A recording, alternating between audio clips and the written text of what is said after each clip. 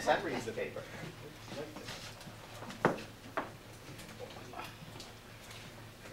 I got $15,000 that's burning over my pocket. Once you put it on, you can't take it No, when you off. put it on, you cannot get it off. It's a permanent stick.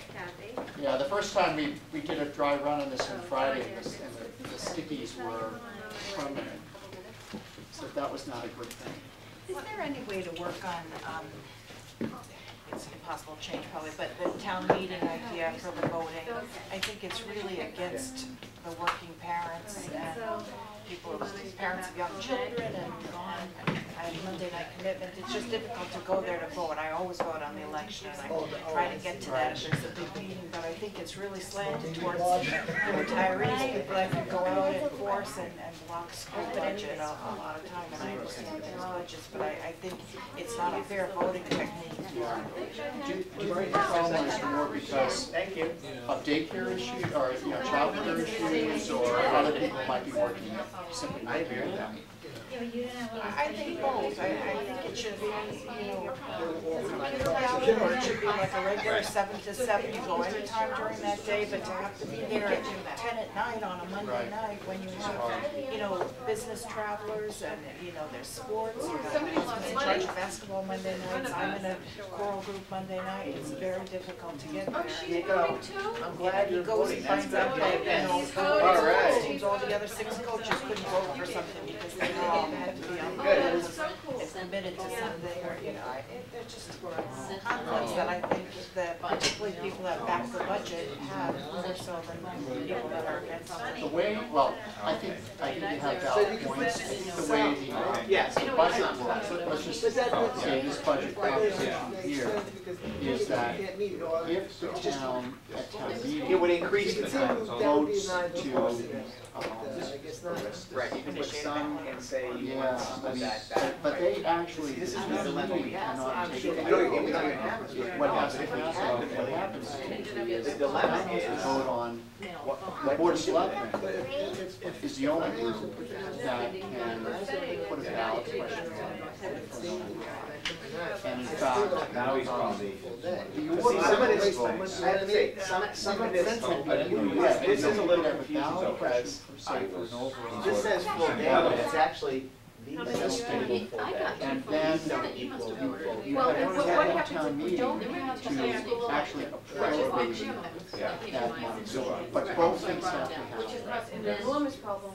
Typically, it's the town meeting first, which sort of sends the message, the voters at the town meeting, which you just said isn't always We only have representative. 7 courses a year. Or Now, setting 8 the courses message is that about we the same. appropriate this budget.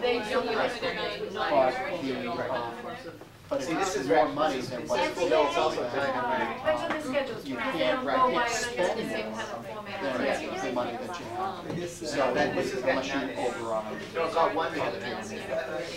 But even if the town meeting voted, don't hide Yeah, it. but they, The board of selectmen could still say, we're not putting on a ballot. And I think that's the question right now, is the board of selectmen needs to know, should we put it out there and just give the voters the opportunity to vote one way or the other? So that's something like some of these groups could do is try to. Well, we're trying to send a message back, right. The school committee had 2 members, Mr. Webster, Mel, and Maureen. The chair and the vice chair of the board of selectmen, chair and the vice chair of the finance committee, myself, town administrator, Carl Nelson, the business manager, sit on the finance committee. And we're pulling in that, kind of feedback. And put the finger on it and say, what's the will of the public? Oh, no, okay, I see what you're saying. And then also the question of what's the right thing to do? Because I can sit here and you can meet with all these So the minimum- forums where, 100, 150 Doesn't- parents are all saying, yes, go for it. I'm talking to the wrong So, that's the struggle.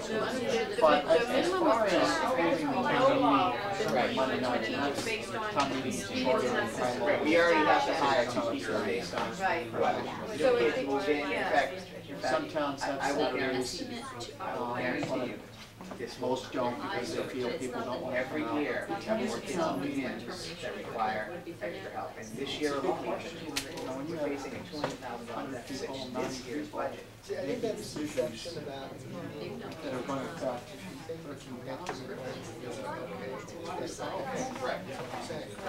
Right, we'll have to do this. some communities got a representative government, and I live in Chelmsford, they have a town meeting representatives who are elected, and they are the ones who go. But no, it's not.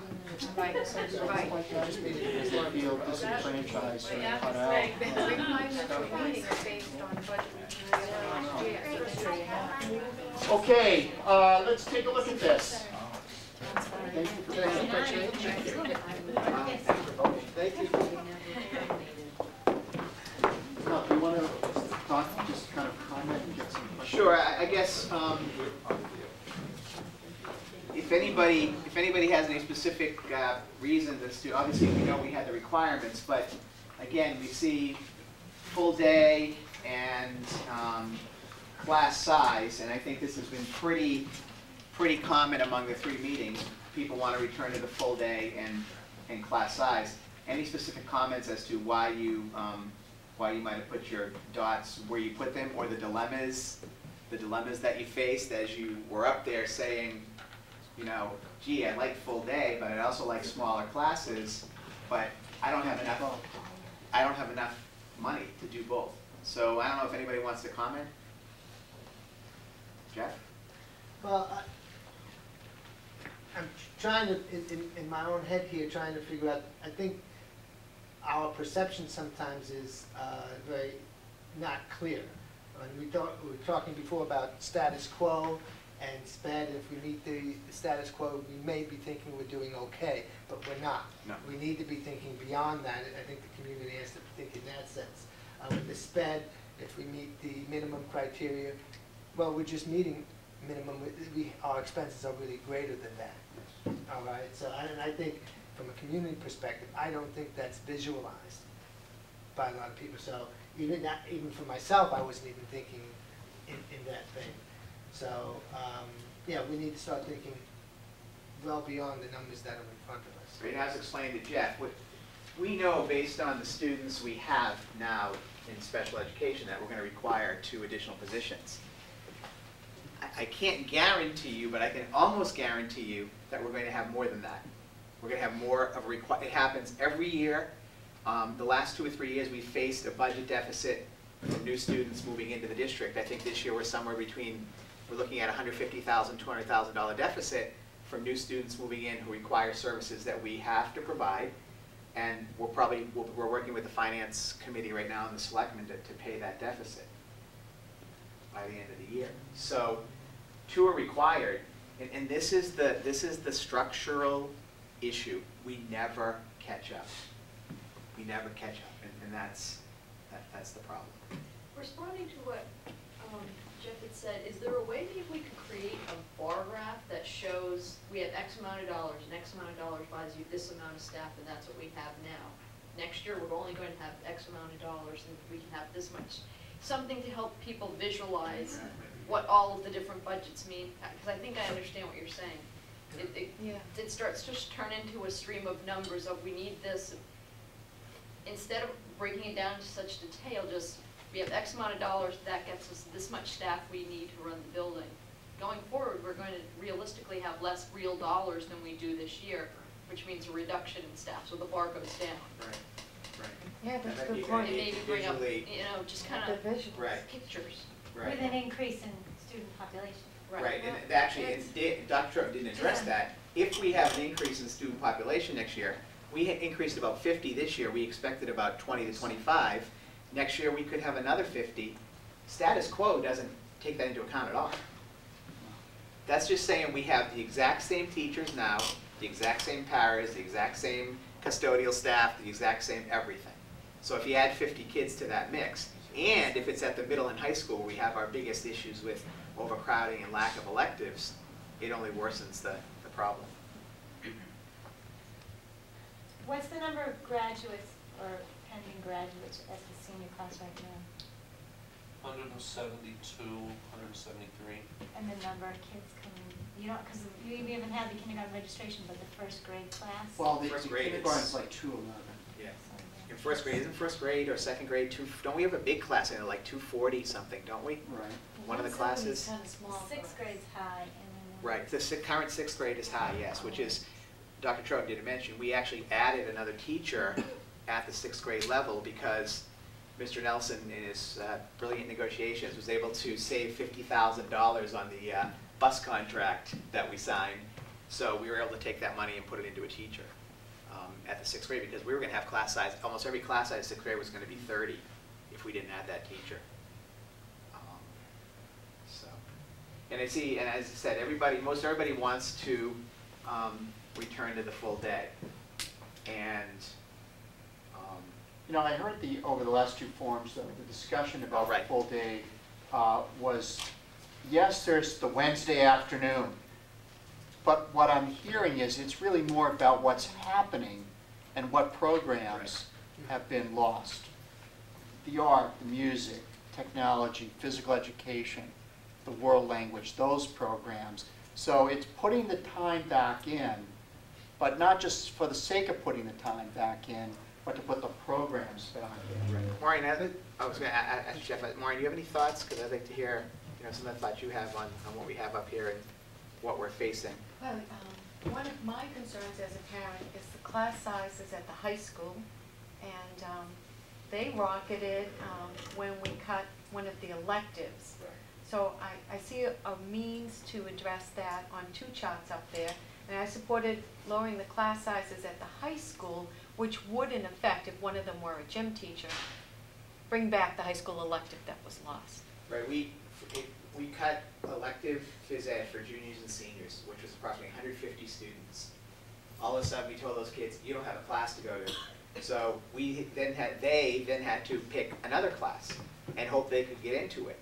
But we don't, it's not like we have this whole array of electives and we can send one kid into that. No, there's like, we get 10 or 15 kids going into the same class, and we can't do that. So that's why you have things like creative writing classes, which you think, geez, that'd be good to have 15, 16 kids in a class like that, 27 students in a creative writing class.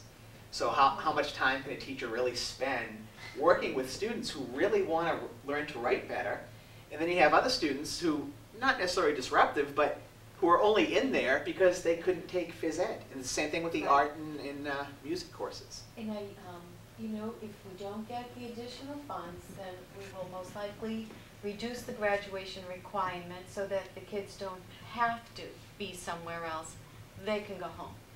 And being a parent that's gone through the college application process with my kids, I can tell you, you're going to just eliminate a whole slew of desirable schools once we start lowering our graduation requirements. And that's a shame. Every kid should have the opportunity to go where they want. If they're going to work hard to get into a school that they want to go to, it would be a shame that we caused them to have to withdraw.